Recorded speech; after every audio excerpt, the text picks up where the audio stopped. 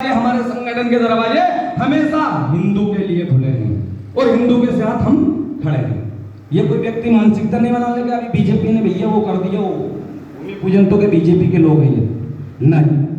हम जो हिंदू हित की बात करेगा, जो हिंदुओं का साथ देगा, जो इस देश का कल्याण करेगा, जो इस देश इस भारत माता के लिए वफादारी करेगा, उसके लिए हम सदैव खड़े हैं और हमारा संगठन भी खड़ा है।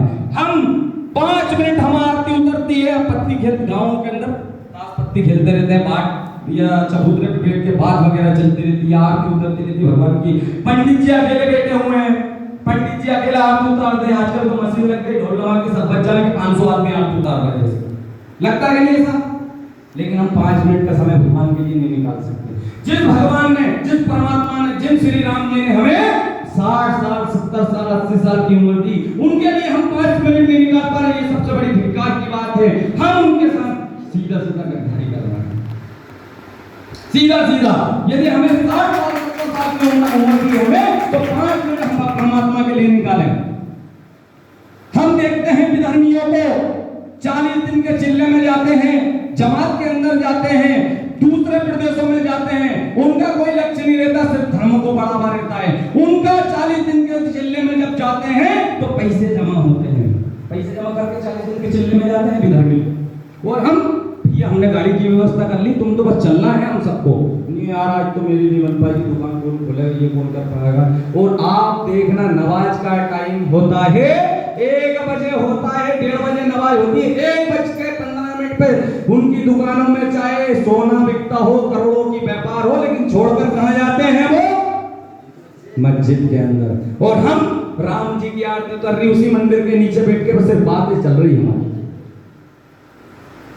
ये अक्सर हर गांव के अंदर हर जगह देखने को मिलता है। हम नहीं हो सकते कि हमारे राम जी के लिए खड़े, हम जागृति नहीं ला सकते हैं। जब विधर्मियों ने हमारी संस्कृति को अपना लिया, हमारी जो जमात चलती थी उनको अपना लिया, तो हम क्यों नहीं प्रचार प्रसार कर सकते हमारे धर्म का?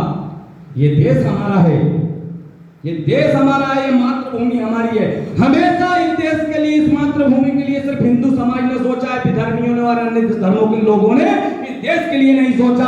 आज तक मैं बता दूं, कोई भी रिकॉर्ड उठा के बता दे, कोई भी नेता बता दे कि आतंकवादी कौन बना है, आज तक ये बताइए आप। मुसलमान बना के नहीं बना आतंकवादी, हिंदू कभी आतंकवादी बना? हिंदू चोरी कर लेगा, कुछ भी कर लेगा अपने देश के अंदर, लेकिन अपने देश के साथ गद्दारी नहीं करेगा।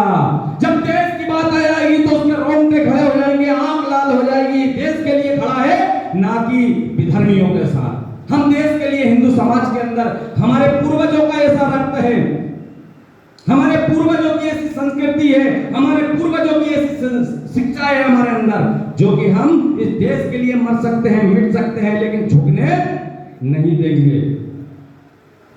तो हमें हमारे अंदर जागृति लाने की आवश्यकता है, हमें हिंदू समाज को संगठित करने की आवश्यकता है। मैं आपसे यहाँ लोग बैठे हैं, इनसे ये भी नहीं कह रहा हूँ कि आप हमारे ही संगठन में जुड़ो, नहीं।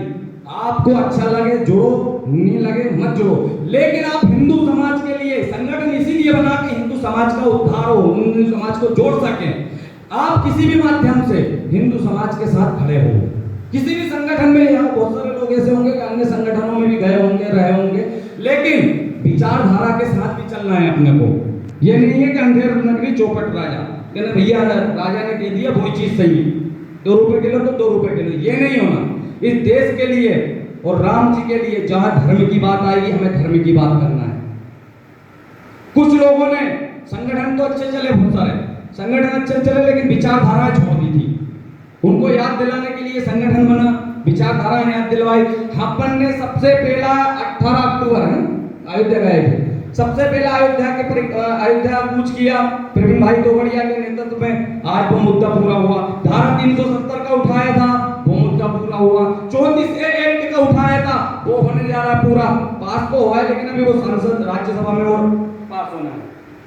तो ये सारी चीजें अपना अब उद्देश्य है काशी मथुरा और जनसंख्या नियंत्रण, काशी मथुरा जनसंख्या नियंत्रण, तीनों चीज और चाहिए हमें। तीनों चीजों के लिए हम बैठे हैं। हम हिंदू समाज के लिए हमेशा हमारा संगठन खड़ा रहेगा। हम बहुत सारे गांवों में ऐसे लोग रहते हैं कि हम पटेल नहीं है, 500 एकड़ जमीन है, एक पुत्र है हमारा, एक पुत्र है, हमें अब कोई आवश्यकता नहीं है हिंदू समाज आरती में जाने की, घर में मंदिर बनवा लिया, संगठन से कोई मतलब नहीं हमें। लेकिन कब याद आएगा? जब जनसंख्या विधर्मियों की बढ़ जाएगी, जब विधर्मी आपके गांव में जमाई को बुला लेगा, फूफा को बुला लेगा, मौसी को बुला लेगा, और गांव के अंदर 50 नहीं 20% यदि हो गए तो वोटर या सरपंच या कोई सा भी चुनाव लड़ता ध्यान किधर देता? वो 20% की हो, और हम 80% कोई औकात नहीं। हमें वो याद दिलाना है सामने वाले को। मैं पार्टी किसी का नहीं कह रहा हूँ, किसी सरपंच का नहीं कह रहा हूँ, लेकिन हमें हिंदुत्व की एकता बना के हमें वो याद दिलाना है उनको कि हिंदू समाज है इस देश के अंदर, ना कि अन्य धर्म के लोग। हमें हमेशा सभी जातिवाद में नहीं बैठना, हमें सभी को एकत्रित रहना है। बार बार मैं बोलता हूँ, विधर्मी का उद्देश्य सिर्फ यह है कि जनसंख्या बढ़ाना है। सरकार 1 रुपए किलो गेहूं दे रही है, तो सबसे ज्यादा कौन को लाभ मिल रहा है आज की तारीख में? कौन को मिल रहा? उनको ही मिल रहा ना। सरकार डिलीवरी केस में सबसे ज्यादा फायदा कौन का मिल रहा है? 14,000 रुपए मिल रहे, तो विधर्मियों को ही मिल रहा है ना। तो इसी प्रकार हमें सोचना है कि यदि जनसंख्या नियंत्रण होगी तो उन लोगों की रीढ़ की हड्डी भी से टूट जाएगी।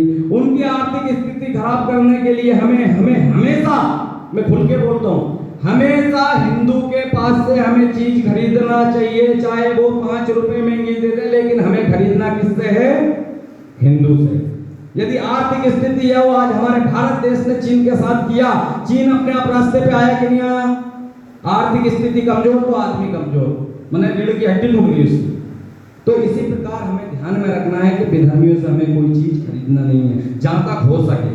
लेकिन एक अति आवश्यकता, रात में पंचर हो जाए गाड़ी तो कोई जोड़ते हैं पंचर। तो हिंदू समाज के लोग तो शर्माते हैं, भले कुछ भी नहीं हो, अरे मैं पंचर जोड़ूंगा तो मेरा नाम क्या? काम करने में कोई बुराई थोड़ी नहीं है, मेहनत का घर है, मेहनत करो। तो हमें हिंदू समाज को जागृत करना है और हमें समरसता लाना। सबसे पहली बात है समरसता। यदि हम समरसता की ओर नहीं बढ़े तो हम कहीं ना कहीं माइनस